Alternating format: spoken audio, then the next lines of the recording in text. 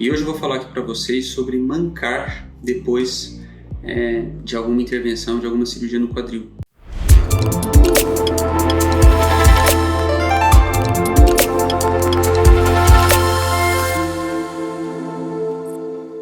Essa é, sem dúvida, uma das dúvidas mais comuns no consultório ortopédico de quem é especializado em quadril.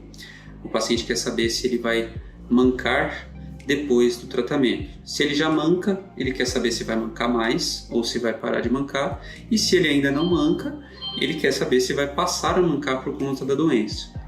Bem, a pergunta que vale para a esmagadora maioria dos pacientes que procuram um ortopedista especializado em quadril e potencialmente precisa de uma cirurgia é que provavelmente ele vai mancar menos do que mancava antes de adoecer. O que eu quero dizer com isso?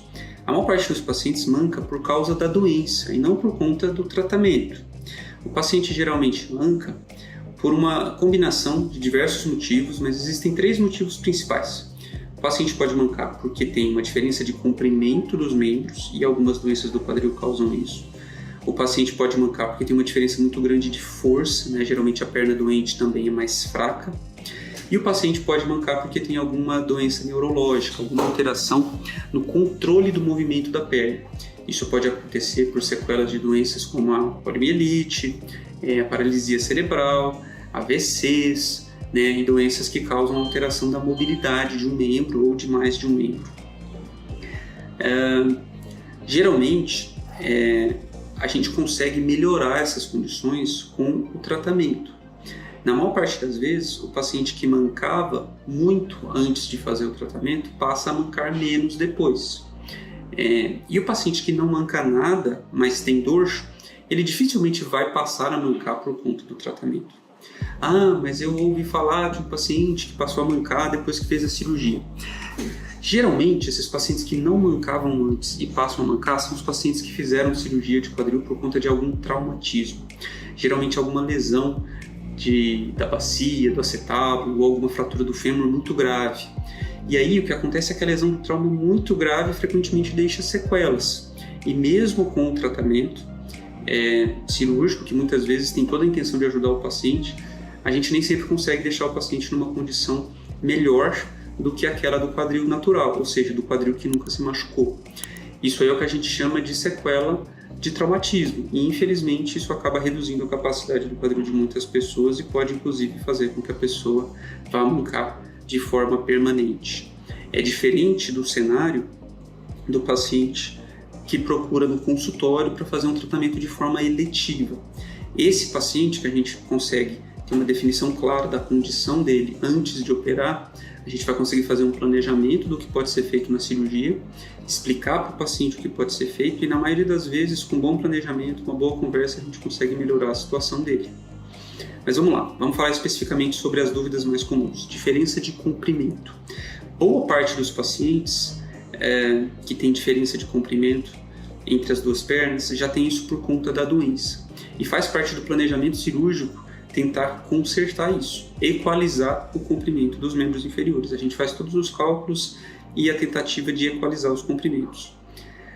Na maior parte das vezes isso é possível, mas não sempre. Quando o paciente tem alguma doença que a diferença de comprimento é muito grande, existem situações em que a gente faz uma cirurgia reduzindo essa diferença, mas opta por não equalizar por uma questão de segurança. Como assim segurança? Se você alonga muito o membro de um paciente de uma vez só, isso pode causar alteração do funcionamento dos nervos que movimentam o pé, principalmente. Esse pé pode ficar com o pé paralítico.